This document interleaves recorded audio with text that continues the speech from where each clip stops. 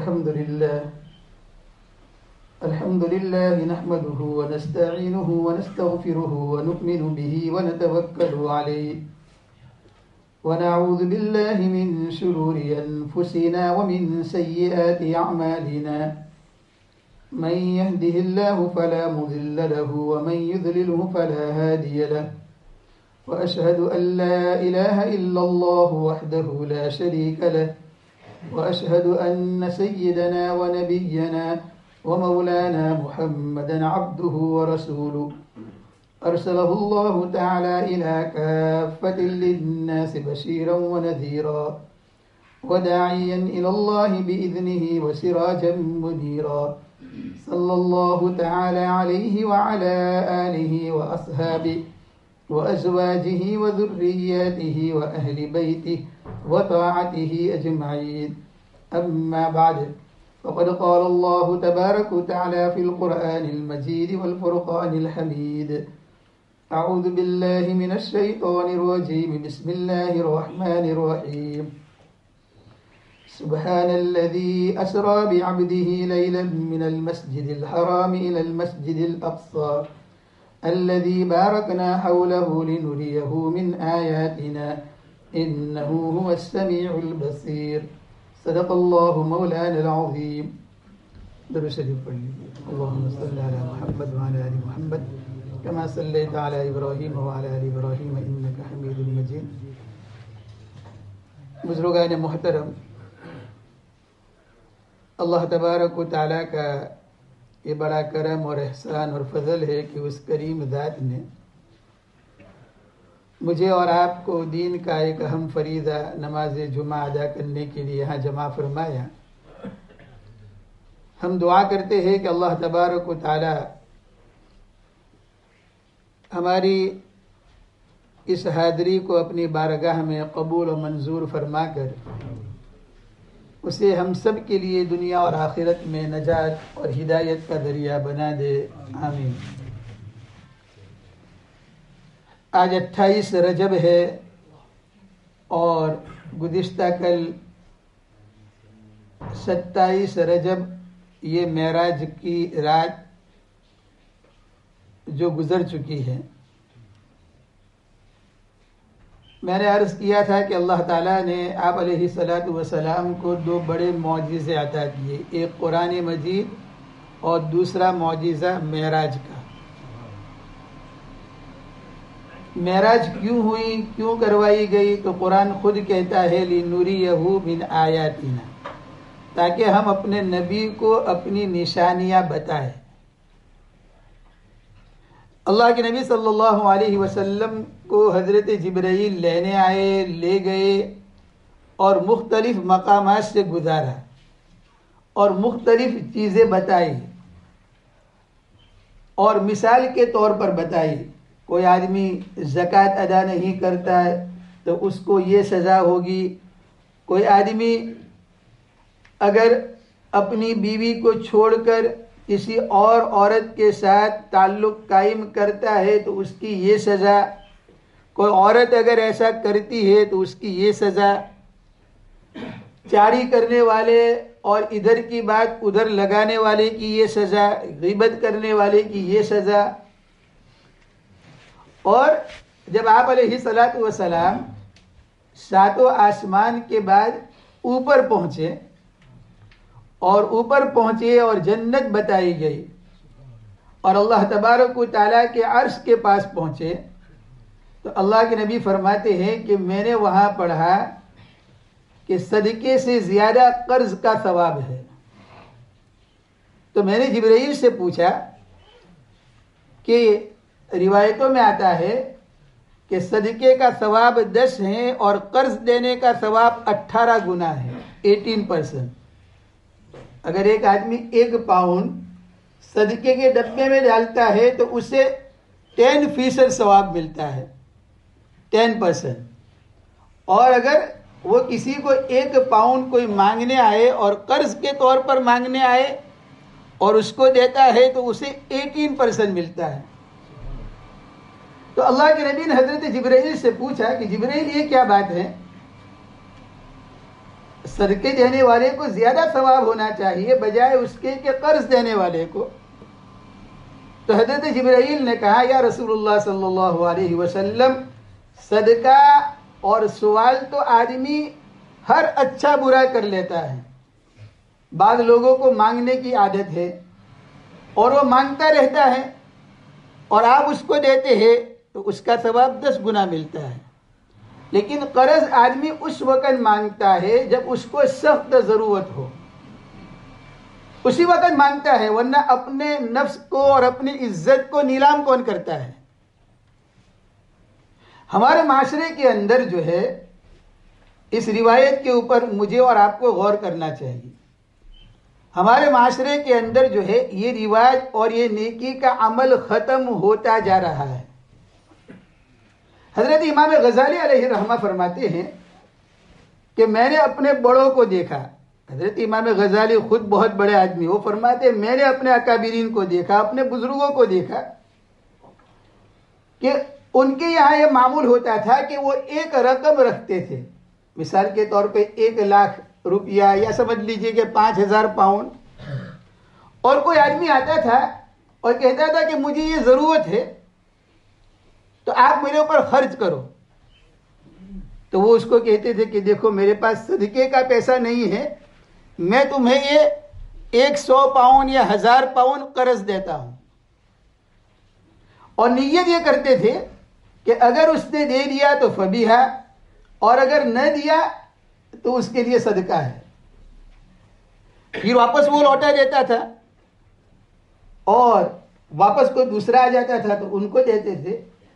تو علماء نے لکھا ہے کہ اگر صاحب مال آدمی یا ہر آدمی اپنے مال میں سے چاہے 100 پاؤنڈ ہو, اگر اس نیت سے رکھے کہ اگر کوئی مانگنے آئے گا میں اسے قرض کے طور پہ دوں گا, میرے پیسے بھی محفوظ ہو جائیں گے, اور وہ جب 100 پاؤنڈ مجھے لوٹائے گا تو وہ 100 پاؤنڈ جب تک اس کے پاس رہے گا وہاں تک مجھے 18% ثواب اللہ تعالیٰ عطا فرمائے. چنانچہ روایتوں میں آتا ہے کہ اللہ کے نبی فرماتے ہیں کہ اگر کوئی آدمی کسی کو قرض دیتا ہے اور قرض دینے کے بعد وہ آدمی نے کہا, آپ نے مثال کے طور پہ 1000 پاؤنڈ کسی کو قرض دے دیا اور اس نے کہا کہ میں تمہیں جنوری میں لوٹاؤں گا, لیکن جنوری میں قرض کے لیے وہ آپ کے پاس لوٹانے نہیں آیا, اور آپ نے اس کو پوچھا یا اس نے آپ سے کہا کہ مجھے 1 مہینے کی مہلت دے دو. تو اللہ کے نبی فرماتے ہیں وہ جب 1 مہینے کی مہلت قرض دینے والا قرض لینے والے کو دیتا ہے زیادہ, تو وہ 18% جو ثواب تھا وہ ڈبل ہو جاتا ہے 1 مہینے کے لیے. صدقے میں 10% ثواب, قرض کے اندر 18%. اگر آپ نے مہلت دے دی, ٹائم دے دیا وقت, تو ڈبل ثواب. اور اللہ کے نبی فرماتے ہیں کل قیامت کے دن ایک آدمی کو اللہ تعالیٰ لائیں گے اور اس کے نامہ اعمال فرشتے پیش کریں گے, تو کہے گا کہ اس کے پاس کوئی نیکی نہیں ہے. تو اللہ پوچھے گا کوئی نیکی ہے کیا؟ نہیں. تو اللہ کہے گا کہ نیکی نہیں, ہمارے ہاں تو انصاف ہے, تو نیکی نہیں ہے تو تمہیں تو جہنم میں جانا پڑے گا. تو اس بندے سے اللہ کہے گا کہ تم غور کرو تمہارے پاس کوئی نیکی, اللہ تعالیٰ کو تو سب معلوم ہے, اسی لیے اللہ ان کو پوچھ رہے ہیں کہ تم غور کرو کوئی نیکی ہے. تو وہ غور کرے گا, سوچے گا, پھر کہے گا کہ ہاں اللہ ایک بات ہے. اور وہ کیا؟ کہا کہ میں لوگوں کو قرض دیتا تھا, اور میں جب اس کو قرض دیتا تھا اور جب وہ اگر واپس نہیں کرتا تھا, مجھ سے مہلت مانگتا تھا, تو میں اس کو اللہ کے لیے مہلت دے دیتا تھا, تیرے لیے, تیری رضا کے لیے, کہ کوئی بات نہیں 1 مہینے کے بعد لوٹانا. تو اللہ کے نبی فرماتے اللہ تعالیٰ اس سے کہیں گے کہ اچھا تو مجھ سے بڑا ہو گیا, یعنی یہ تو میری صفت ہے کہ میں کسی کو درگزر کروں. ہم کتنے گناہ کرتے ہیں صبح سے شام تک, اللہ معاف فرمائے. مسجد میں آتے ہیں تو گناہ کرتے ہیں, باہر جاتے ہیں تو گناہ کرتے ہیں, اکیلے میں ہو تنہائی میں تو گناہ کرتے ہیں, لوگوں کے ساتھ ہو تو گناہ کرتے ہیں, جہاں بھی کہیں ہم ہوتے ہیں گناہ ہمارے ہوتے ہیں. اللہ تعالیٰ مہلت دیتا ہے, اللہ ٹائم دیتا ہے ہمیں, اللہ پکڑ نہیں کرتا. تو اللہ فرماتے ہیں کہ اچھا مہلت دینا کسی کو درگزر کرنا، یہ تو میری صفت ہے، اور اس صفت تیرے اندر آ گئی تو گویا کہ تو مجھ سے زیادہ سخی ہو گیا، مجھ سے زیادہ درگزر کرنے والا بن گیا۔ تو اللہ کہے گا کہ تو نے چونکہ اس قرض دینے والے کے ساتھ تو بھلائی کا معاملہ کرتا تھا، اس کو وقت دیتا تھا، اس کو مہلت دیتا تھا، آج میں بھی تجھے مہلت دے رہا ہوں اور تیری مغفرت کر دیتا ہوں۔ چنانچہ قرض دینے والے کی مغفرت ہو جائے گی۔ روایتوں کے اندر آتا ہے کہ جو آدمی قرض دیتا ہے وہ عرش کے سائے کے نیچے رہے گا قیامت کے دن، اللہ تعالیٰ اسے عرش کا سایہ نصیب فرمائیں گے۔ اور علماء نے لکھا ہے، امام غزالی فرماتے ہیں کہ اسی لیے ہمارے اکابرین یہ کرتے تھے کہ وہ کوئی صدقہ لینے آتا تھا تو صدقے کے بجائے اپنے مال میں سے قرض دیتے تھے اور نیت کر لیتے تھے، قرض کی نیت، اس کو کہتے تھے یہ قرض ہے، اور جب وہ واپس دے دیتا تھا تو دوسروں کو کام، اور اگر خدا نہ خواست اس کا کوئی معاملہ ایسا ہو جائے کہ نہ دے تو صدقے کی نیت پہلے سے ہے تو اس آدمی کے اوپر سے معاف ہو جاتا تھا۔ چنانچہ اسی لیے جو ہے اللہ تبارک و تعالی نے یہ امت کے اوپر اپنے بندوں کی مغفرت کے لیے جو ہے یہ ساری چیزیں اللہ نے رکھی ہے تاکہ معاشرے کے اندر کوئی آدمی کسی کا محتاج نہ رہے۔ اور ہمارا معاشرہ جو ہے وہ کیا ہے، ہمارے پاس ہزاروں پاؤنڈ بینک میں پڑے ہیں، آپ کوئی بھی بینک لے لیجئے انٹرنیشنل لیول کے اوپر، اور آج کل تو ایسا ہے کہ جب ہم دیکھتے ہیں بڑے بڑے منسٹروں کے اکاؤنٹ اور وغیرہ اور اخباروں میں آتا ہے اور پڑھتے ہیں تو ہم دیکھتے ہیں کہ ملینوں پاؤنڈ اور ہزاروں ڈالر اور فلاں فلاں فلاں جو ہے وہ جمع ہے، آدمی کسی کو نہیں دیتا ہے، اور اس کی ایک وجہ ہے، وہ کیا ہے کہ معاشرے کو ہم نے بگاڑا ہے۔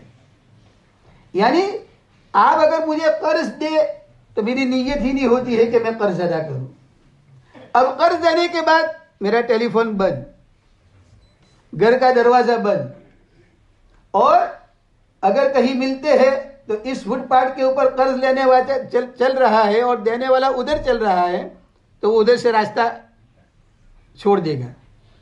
کیوں؟ اس لیے کہ اس کی نیت نہیں ہے دینے کی۔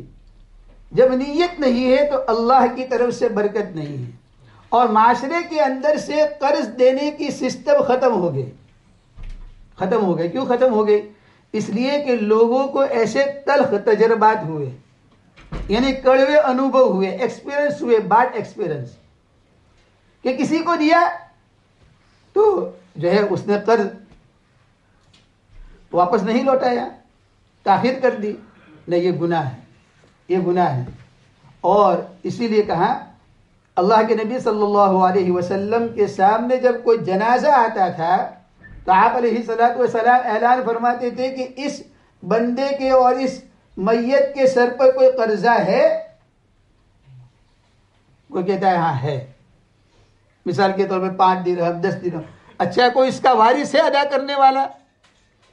کوئی کہتا ہے کہ ہاں میں ادا کر، اس کا وارث ہے اور میں ادا کر دوں گا، ابھی ادا کر سکتے ہو، ابھی دے دو، جنازے سے پہلے اس کو ادا کر دیتے تھے۔ آپ علیہ الصلوۃ والسلام نماز پڑھاتے تھے۔ اور اگر کوئی کہتا تھا اور تو کہا کوئی نہیں ہے اس کے وارثوں میں، تو صحابہ سے پوچھتے تھے کوئی ہے صاحب مال، صحابی جو اس مسلمان کا قرض اتار دے؟ تو کوئی کہتا تھا کہ یا رسول اللہ صلی اللہ علیہ وسلم میں دے دوں گا، تو اللہ کے نبی ان کی نماز جنازہ پڑھاتے تھے۔ معلوم ہوا کہ نماز جنازہ اللہ کے نبی ان کی نہیں پڑھاتے تھے کہ جس کے سر کے اوپر قرض ہو، اور وہ بغیر دیے ہوئے جو ہے ادا کیے اس کا انتقال ہو جائے۔ ایک تو یہ ہے کہ آدمی کی نیت تھی اور اللہ نہ کرے بیمار ہو گیا، کوئی حادثہ ہو گیا، اور ایک تو وہ آدمی ہے کہ جو بیمار وغیرہ نہیں ہوا، پیسے وغیرہ تھے لیکن اس کو دینا ہی نہیں ہے۔ یعنی ہمارے معاشرے میں ایسے بہت لوگ ہیں کہ جو ہے وہ قرض لیتے ہیں، اس وقت تو بہت منت سماجت کرتے ہیں، مجھے دے دو، یہ ہے وہ ہے، جب دینے کی بات آتی ہے تو گجراتی میں کہ کنا کھا دیلا چاہیے کہ تارا کھائی جانا چاہیے۔ ہم نے کس کا کھایا ہے کہ ہم تیرے کھا جائیں گے؟ ہاں تمہیں 6 مہینے کے لیے دیا ہے، 1 سال کے لیے دیا ہے، تو تمہیں اب قرض ادا کرنا ہے اس کا، اس لیے کہ اس کا مال ہے. تو دونوں طرف سے زیادتی ہوتی ہے.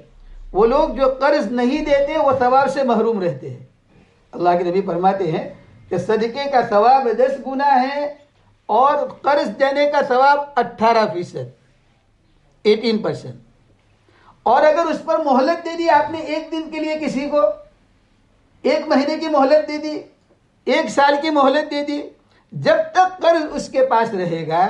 اور بعض روایتوں کے اندر آتا ہے، کتابوں میں لکھا ہے کہ جب تک قرض کسی آدمی کو آپ نے دیا اس کے پاس رہتا ہے وہ قرض، یہ بندہ اس کے لیے دعا کرتا ہے.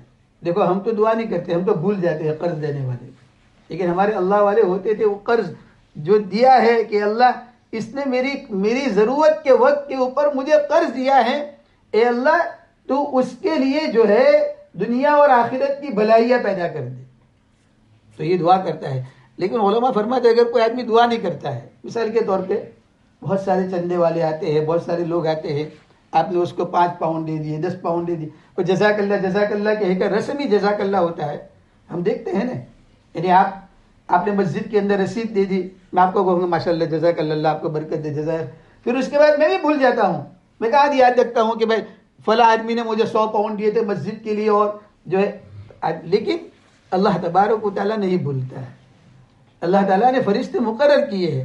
اس آدمی نے قرض دیا، اس آدمی نے خیرات دی، صدقہ دیا، چندہ دیا، وہ دعا کرے نہ کرے، اللہ تبارک و تعالیٰ جو ہے اس کے کھاتے کے اندر نیکیاں لکھتے رہتے ہیں. اور جب تک وہ آدمی حیات ہے، جب تک وہ آدمی اس کو ادا نہیں کرتا، اس وقت تک اس کا میٹر چالو رہتا ہے. امام غزالی فرماتے ہیں بعض لوگوں کو ہم نے دیکھا کہ جب کوئی اس کے پاس قرض دینے کے لیے آتے ہیں تو اس کو کہتے ہیں 1 مہینے کے بعد دینا بھی ضرورت نہیں ہے. کیوں؟ نیت یہ ہوتی تھی کہ شاید معاشرے کے اندر کوئی دوسرا قرض لینے والا نہیں آئے گا اور میں مہینے کے پہلے اس کے پاس لے لوں گا اس وقت تو میرا اجر بند ہو جائے گا. لہذا کہتے تھے 1 مہینہ اور یوز کرو، 1 مہینے کے بعد دے جانا. تو میرے بھائیوں عرض کرنا ہے کہ اللہ کے نبی فرماتے ہیں کہ جب میں اوپر گیا اور عرش کے اوپر میں نے دیکھا کہ قرض دینے کا ثواب یہ صدقے سے زیادہ ہے. ہمارے معاشرے کے اندر، ہمارے سماج کے اندر ہمیں اللہ تبارک و تعالیٰ نے اگر دیا ہے تو نیکی کی نیت کے ساتھ اچھے لوگوں کو قرض دو جو پیسہ آپ کا لوٹا ہے. یعنی آپ ایسے آدمی کو دے دے کہ جو حقیقت میں ایسا ہے کہ اس کی نیت ہی نہیں ہے، اور نیت یہ کرو کہ یہ پیسہ جو ہے میں اس کو قرض دیتا ہوں اور یہ قرض اس لیے دیتا ہوں تاکہ اس پر اللہ مجھے اجر دے گا اور یہ جب لوٹائے گا تو میرے پیسے مجھے واپس مل جائیں گے. ہمارے بینکوں میں پیسے پڑے ہیں، اگر وہ پیسے وہاں رہتے ہیں تو کسی کے کام میں آ جائے تو اس پہ تو اجر ہی ہوگا. تو اللہ تبارک و تعالیٰ جو ہے مجھے بھی توفیق عطا فرمائے، آپ سب کو توفیق عطا فرمائے، ہم سب کو. اور اللہ تبارک و تعالیٰ جو ہے اس پر جو جو نیکیاں ہے اور جو جو معراج کی رات میں اللہ نے اپنے نبی کو بتایا ہے جو بری چیز ہے، اللہ تعالیٰ اس سے ہماری حفاظت فرمائے. اور وہ نیکیاں جو اللہ کے نبی کو بتائی گئی اللہ تعالیٰ ان سب کو کرنے کی ہمیں توفیق عطا فرمائے. آمین. وآخر دعوانا ان الحمد للہ رب العالمین.